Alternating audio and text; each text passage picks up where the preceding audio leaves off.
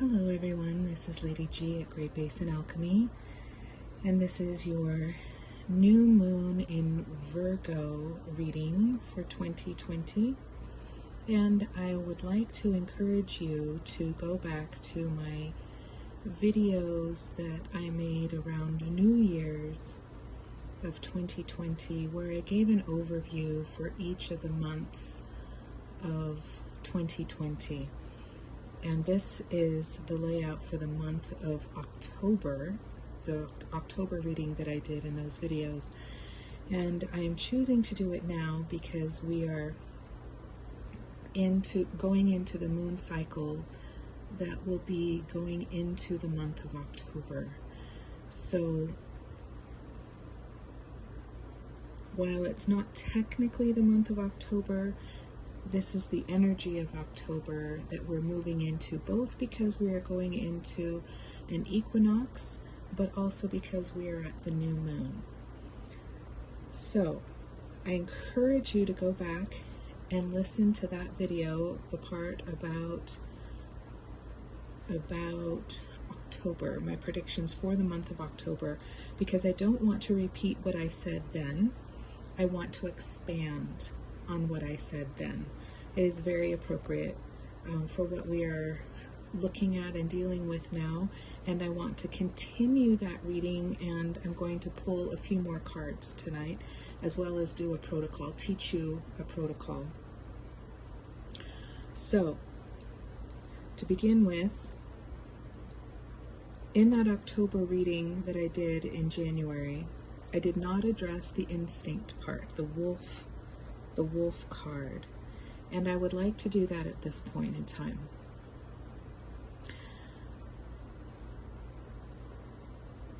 I want to point out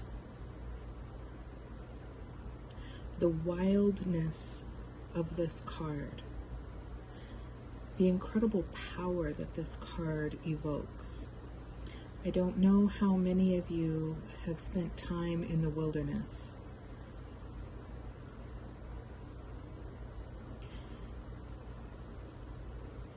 I don't know how many of you have been alive before cell phones and before computers. To go out into the wilderness without a cell phone, without computers, and before any of those towers or any of those technologies were on this planet, and just to be in the rawness of nature, to feel that raw power of Mama Gaia,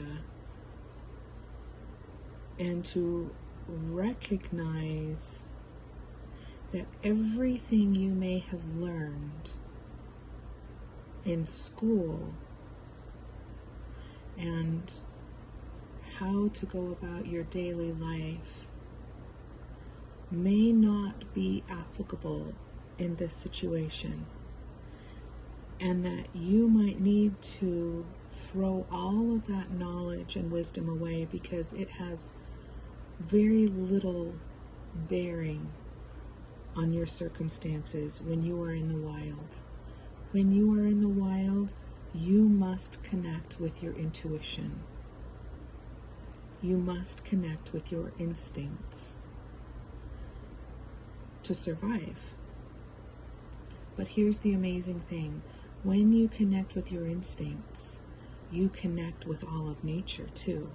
And you develop this incredible collaborative energy with Mama Gaia and the nature around you, with the trees, with the mountains, with the animals, with the rivers and streams, with the rain, with the weather, all of it. You become attuned and in tune with it. It's a completely different set of tools and wisdom that comes with this experience. And the thing that I want to expand on in particular has to do with parenting. Wolves in particular are one of our amazing parents. They're very village-oriented, community-oriented animals. And they're very playful and very gentle with their children, and they parent very instinctually. When I was preparing to become a mother for the first time, I was very, very nervous. Even though I had been teaching for 20 years and had experience with children in that capacity, having my own child was a completely different experience. And I wanted to make sure that I was not going to repeat the damaging patterns that are pervasive in my family, on both sides of my family, my father's and my mother's side. And so I did a lot of reading on different parenting styles and philosophies and methods of discipline, even more than I learned in school about when I was in teacher training, about the different methods of discipline and management of children. And I finally got to the point where I found a philosophy of parenting that really spoke to me, and a few resources that were really impactful to me. One, the basic philosophy is attachment parenting, and it's based on the premise that is also backed through scientific studies over long periods of time, studying the same children as they grow up and how they interact and connect with other people as adults, that if your children develop an attachment to you as a parent and are fostered and supported in their emotional development, they will then grow up to be resilient and emotionally mature adults who can emotionally connect with other adults. And there are lots of ways that this philosophy manifests. One particular group that has been immeasurably helpful to me is the website Hand in Hand Parenting. And this philosophy and the articles and the support that this website offers, that this program offers to parents, is incredible. It was developed by a woman who was a preschool teacher for over 30 years, and she has gobs and gobs of articles about young children and their behaviors and how to address those behaviors as a parent coming from an attachment parenting philosophy, a kind and compassionate philosophy, but that is also disciplinary. Disciplinary means instructive. It doesn't mean punishment. It means instructive, where you are actively teaching your child something that you want them to learn, and you encourage them to discipline themselves to practice this new skill, and you encourage them when they make a mistake to try again. You don't punish them for making a mistake or for a skill that they're trying to acquire. You support them in taking the next steps, helping them understand where they need more help. In educational terms, that's called scaffolding, where you give them the support that they need in order to achieve the goal that they are trying to achieve. And as they continue to practice this skill, like practicing an instrument or practicing for a sport, eventually their skill becomes honed. What was that? The Malcolm Gladwell 10,000 hours? When you reach that point where the skill then becomes innate within you, and then you can now use that skill to accomplish goals. So as parents, we are teaching our children these skills. We cannot expect them to accomplish goals before they have accomplished the skills necessary to achieve those goals. And so the wolf is really an amazing example of this style of parenting.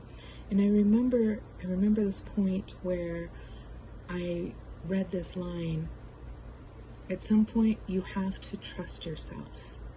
And I thought, you know what, you're right. I know how to tap into my intuition, into my instincts as a parent.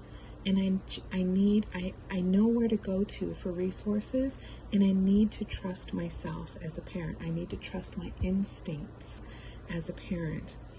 And right now, in this moment of 2020, my child is going through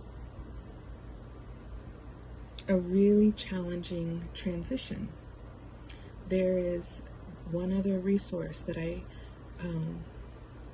found that was immeasurably helpful to me as a parent. It's called the Wonder Weeks, where it talks about the brain development of the child, and it was based again on a really long study. I want to say 20 years of gathering information about children from birth to age 2, so 24 months. And if you're a parent, you know, you break down those first 2 years into weeks. You know how, especially if you're a mother, you know how old your child is according to weeks. And you feel like you're being really generous when you tell somebody that your child is 18 months. And they're like, well, why don't you just say a year and a half? Well, because they change so dramatically. Even a week, even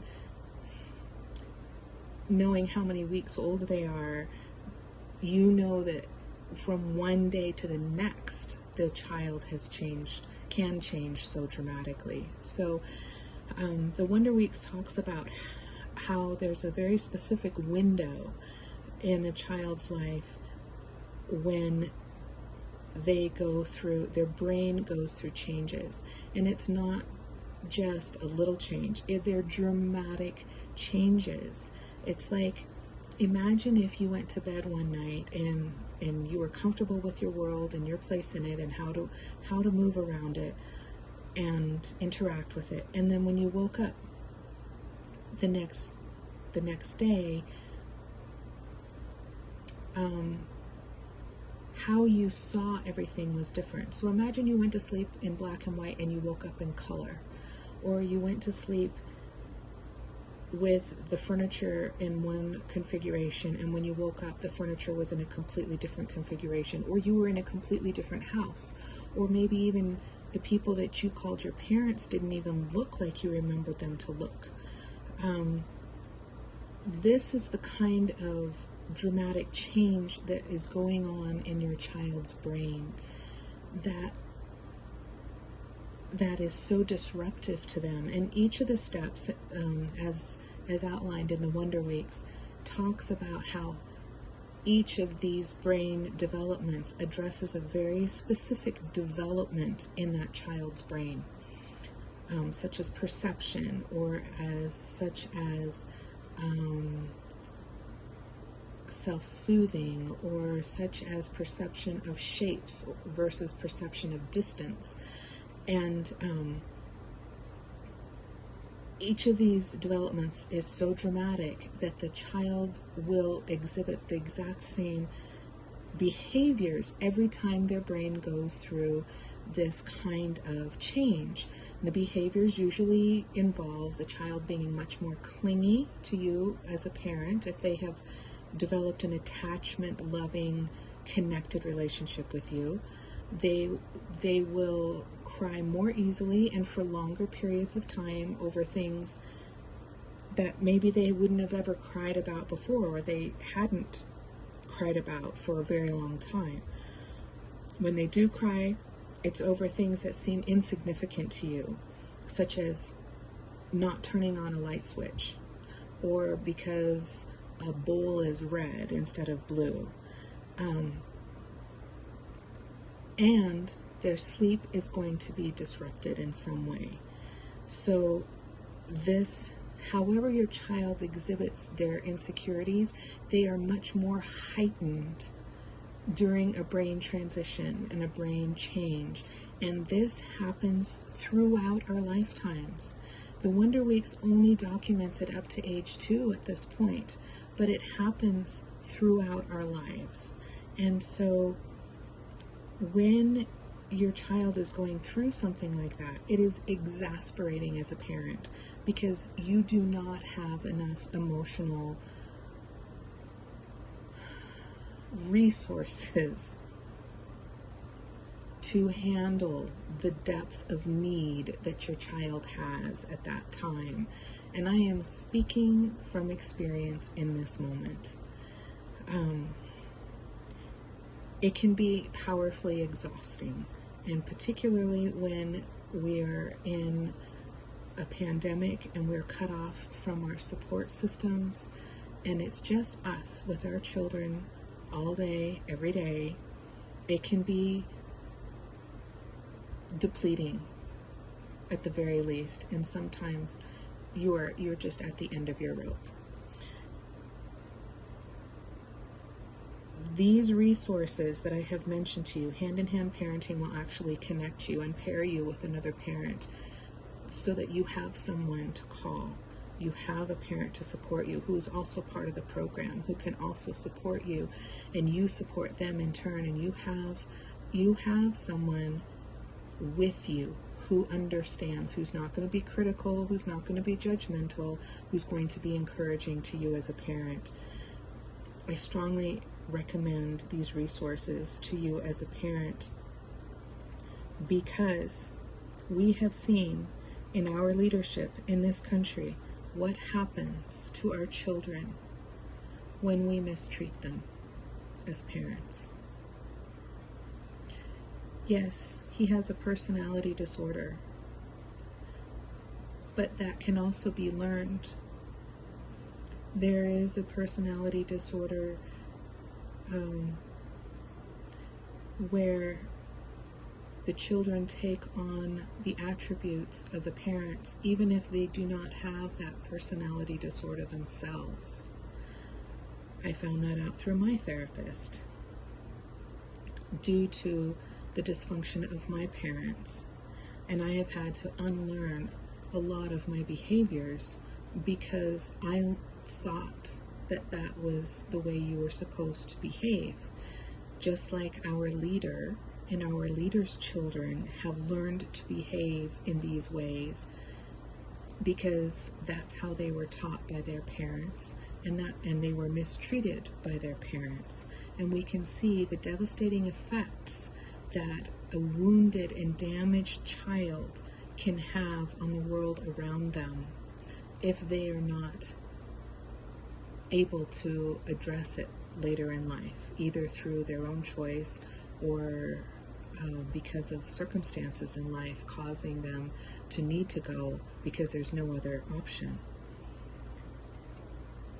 The damage to our sons can be particularly harsh and harmful because of rape culture. Rape culture and toxic masculinity are very powerful in this country. And these are phrases that I encourage you to research and read up on if you are a parent. It doesn't matter if you're a parent of a boy or a parent of a girl or a parent of a non-binary child or a parent of a gay child, or whatever gender or mixture, blend of genders your child identifies. It does not matter.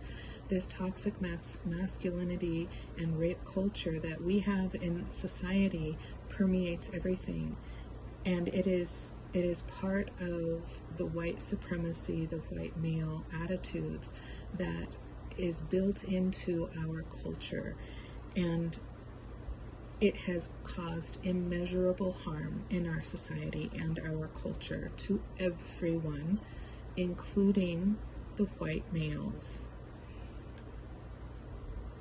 And now it's time to change that. We are seeing the effects of it. And so what do?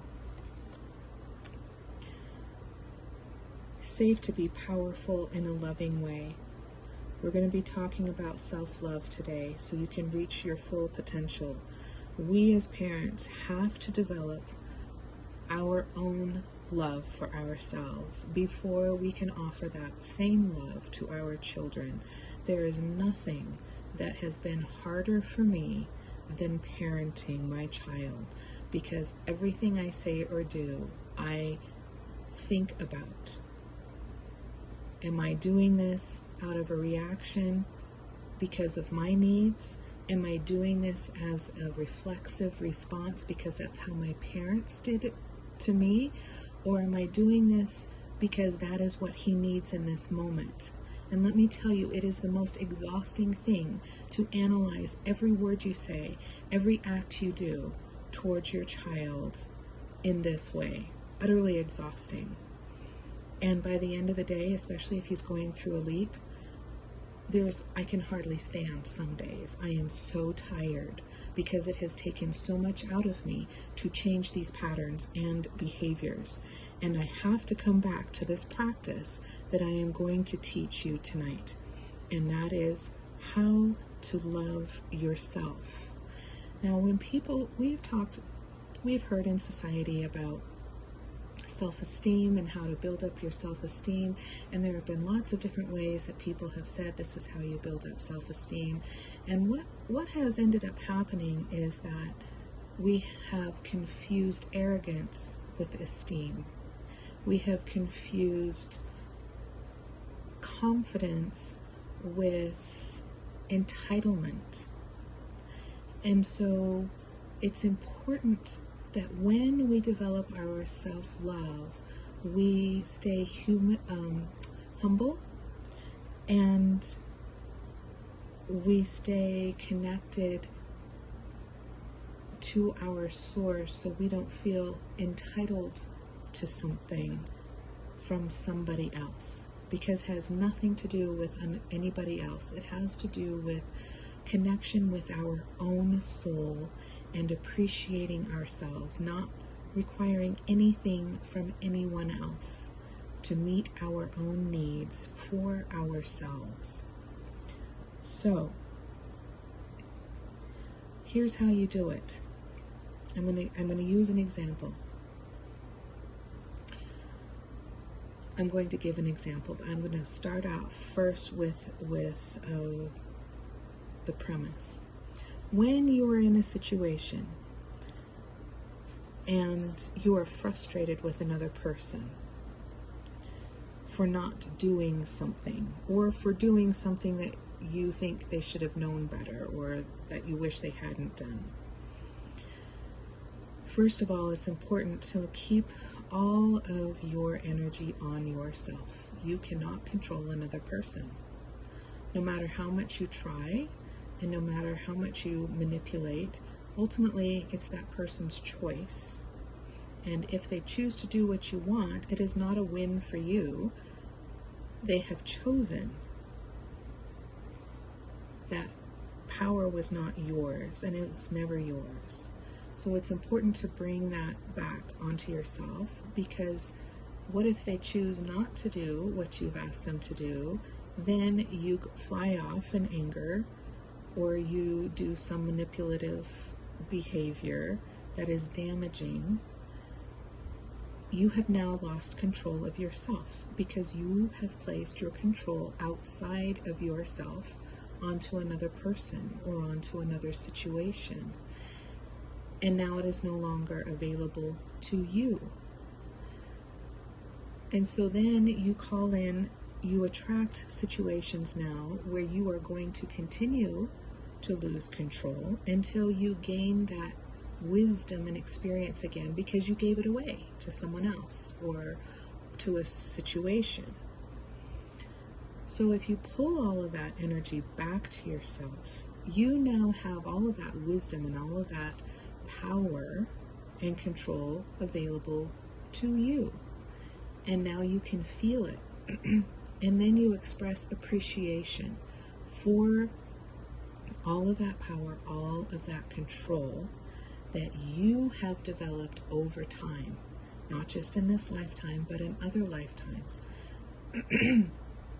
And you remember how hard it was when you didn't have access to those tools that you had honed. And you think, oh, I am so grateful for this control that I have developed, that I know how to control myself. I am so grateful for this. I am so appreciative of this control that I have honed and developed and carry within me. I value this control that I have available to me and that I know how to use on myself and for myself. Thank you. Thank you. You have now treated yourself with love by appreciating the qualities that you have developed for yourself, or the accomplishments that you have done. You provide that for yourself. The appreciation, the accolades, the acknowledgement, the value, you say that to yourself. And as you do that, your need for somebody else outside of you to provide that for you goes away. You don't need anybody else to compliment you or praise you or value you, because you are meeting those needs for yourself. And you hold on to those gifts, to those tools, to that mastery that you have developed, and you keep it on you because you know how hard it is to go through life without those things, and you value. It's like the pearl of great price, right? Or the most expensive gem that you could find. You're not letting it go because you went through hell to develop this for yourself. Now, what happens then is other people are going to ask you for it, not recognizing that they have the opportunity to develop this for themselves. But you are not going to give that up. You are not going to share. If you're a Christian, you're going to remember the story of the 5 wise virgins and the 5 foolish virgins. And the 5 wise virgins did not give up any of their oil. They did not share. This whole idea of telling small children to share is the biggest foolishness I've ever heard. No, do not share what is required for you to sustain you. You only share and give out of your abundance.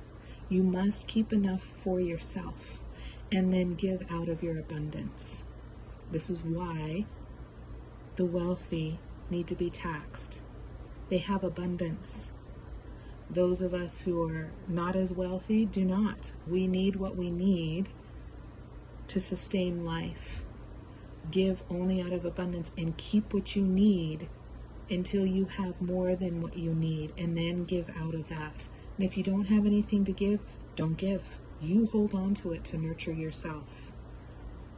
And that goes in every aspect of life, because you cannot parent unless you hold those resources on yourself. You must love yourself first. You must have an emotional well that is full and overflowing so that you can give to your children out of your abundance. Because otherwise you are going to be depleted. And right now, you are going to be depleted because we don't have any other resources available to us at this time. So it's vitally important to hold these things, to value what you have, who you are. What do you value? Do you value peace? Do you value freedom? Do you value creative expression? Do you value power? Do you value control? These are not things that I judge anyone for. Everybody is growing and learning and developing different tools and skills, and we will all do all of these things at some point in time. So learning how to value ourselves and the things that we value is what self-love is. That is how we develop self-esteem, is to appreciate all of those things about ourselves that we value. And then it gives us the connection to our instincts and our intuitive ways of parenting our children, so that we can do it from a place of love and patience and compassion and discipline, and not punishment, control, and domination. And so that is what we're looking at for this new moon in Virgo, because Virgo can be very nitpicky. I think I addressed that a little bit in my last video, or 2 videos ago, where when we're talking about the Virgo energy that is out of balance, we can fall into very obsessive ways of seeing the world in a very, very narrow thing. We can get very obsessed about very small things and forget to see the bigger picture. And so when we come into this way of loving ourselves, we then connect to our instincts so that we can parent our children in a generous way. Now, for those of us who don't have children, and for those of us, who do have children, who also are engaging in the rest of the world, there are a heck of a lot of people right now who just don't get it. And if you get it, you understand what I'm saying. It doesn't matter what you say to these people, they just don't get it. And they are these people. They are the children who have just not developed enough to understand what it is that we are saying. And so we have to then utilize the same processes when we engage with the people who just don't get it. We have to start with self-love.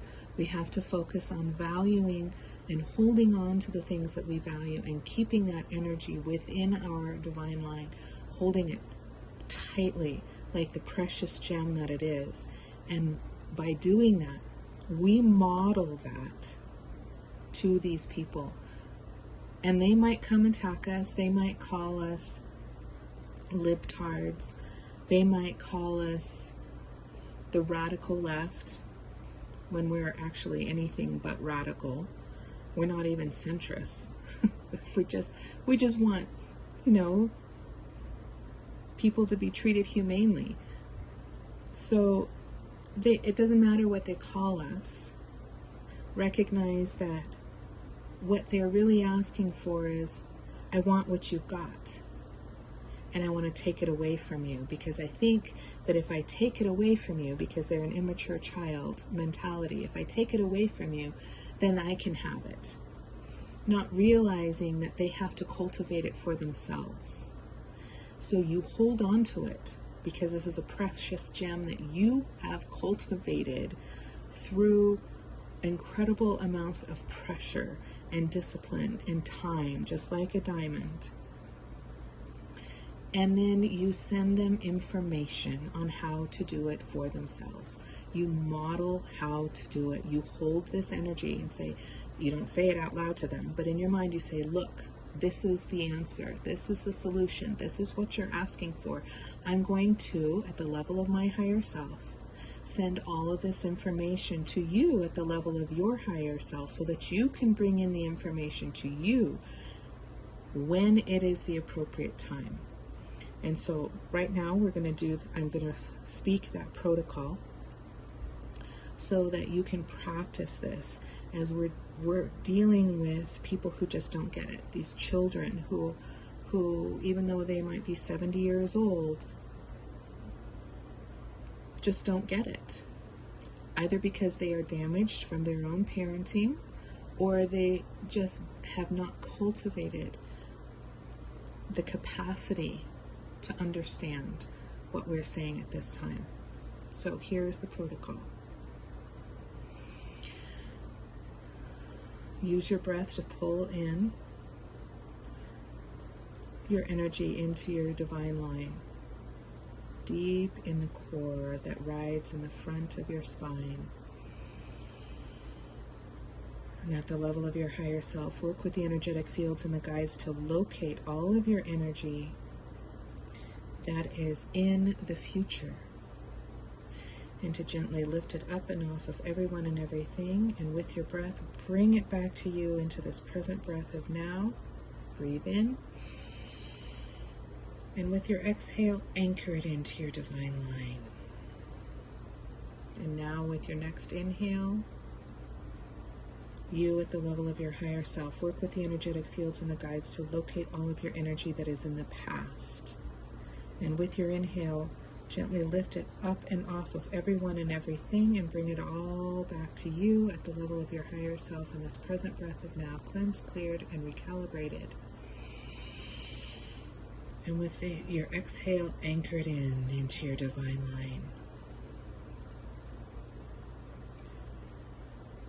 Do this a couple more cycles, bringing from the past, bringing from the future, so that you can be fully present in this present breath of now, fully pulled into your divine line, anchored in and grounded in your divine line.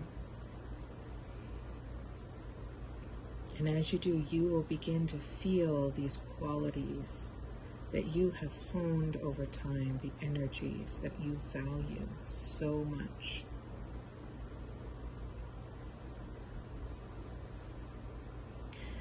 And now I'm going to do the protocol as though I am showing somebody courage, because it takes courage to stand up for what you know to be right in the face of opposition, especially if that opposition is spewing anger and hatred in your face. It takes courage.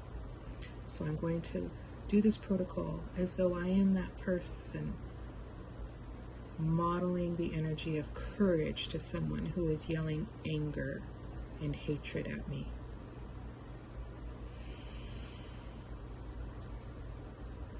So I'm going to locate at the level of my higher self the energy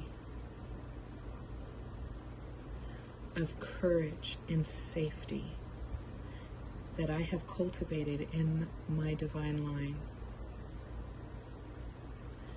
And I'm going to ask that this energy be magnified.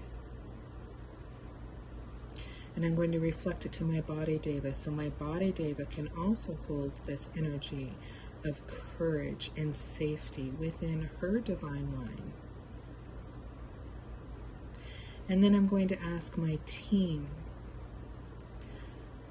to also locate all of the energy of courage and safety in their divine lines. And the three of us together, the three energies together, we are going to radiate like a lighthouse this energy, reflecting it into the world around us, holding this energy onto us, but reflecting it in a holographic way into the world around us.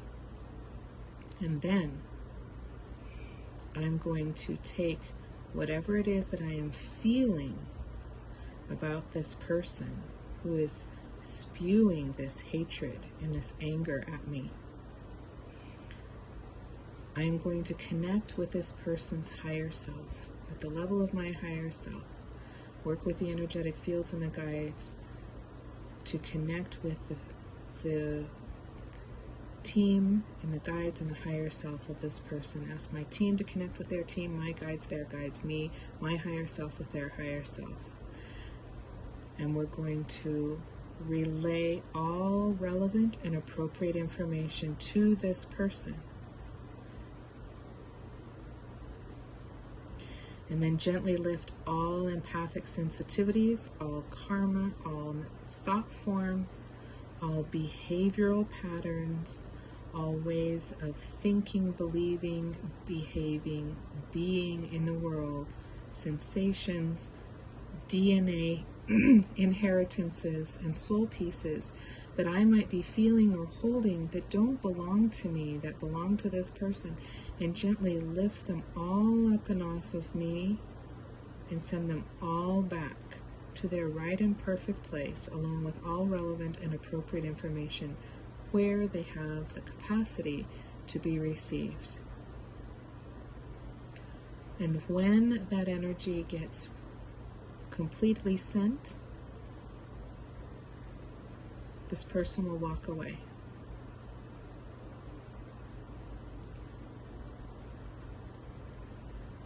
Because they've just received the information for how they can do it for themselves. That's all they wanted to know. How do I do this for myself? How can I be empowered to do this for myself? I think I want to take it from you, but in reality, I just want to experience this for myself.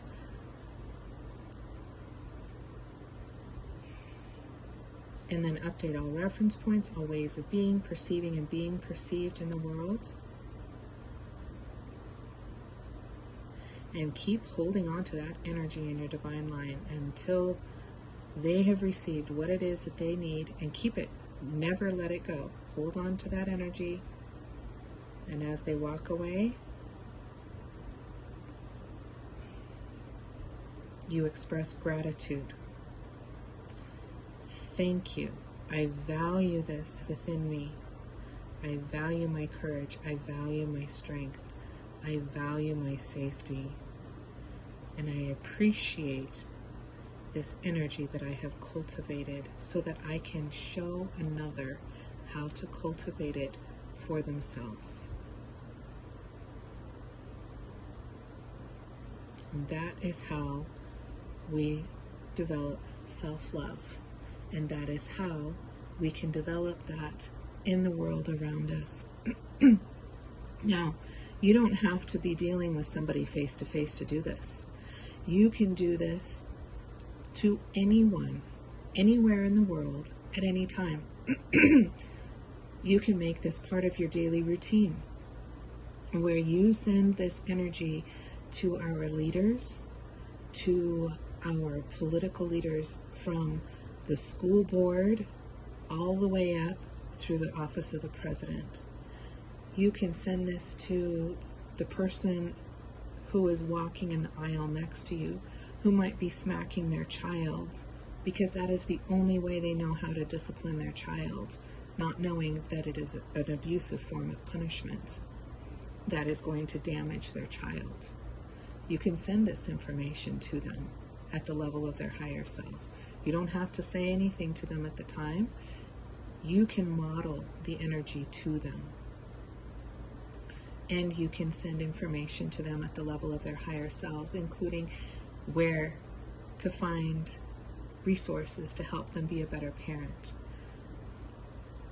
You can do this to someone as you're driving down the road who might be aggressively driving. You don't know why they're aggressively driving. You just know that this person almost caused an accident and could have harmed you. So you do this energy. You do the same protocol to send them the information for how to be safe for themselves. By modeling that to them, you hold the energy and you send them the information so that they can hold that energy. They can cultivate that for themselves. They have asked you how to create safety for themselves, because at some level they have seen that you are being safe and they don't know how to be safe. And they are asking you for information on how to develop safety for themselves. Use this moon cycle to love yourself, to appreciate the things that you value within yourself. And over time, you will be able to move into these other ways of working in the world and helping the world. But this is the first step: loving and appreciating and valuing the things that are important to you, so that you don't require other people to do that for you. Because then when you do and they don't do it to the degree that you need, or when you need it, now you're putting responsibility on them to do something that isn't their responsibility, and things get all messed up, and now you feel unloved, and you feel rejected, and you feel like I'm not good enough, and all of that stuff, and that's not helping anything. Do this. This is where it all begins. And then the rest comes.